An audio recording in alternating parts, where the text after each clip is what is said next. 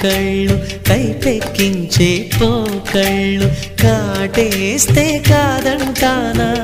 ఇప్పుడైనా వయసేమైనా సొగసేమైనా మై మరపించే మనసేమైనా నవ్వు నవరాత్రి నీ కోసం తీసుకువస్తున్నా మైనా ఏమైనావే మన్మథ మాసం అయినా ఎంతైనా ఇది మెత్తని మోసం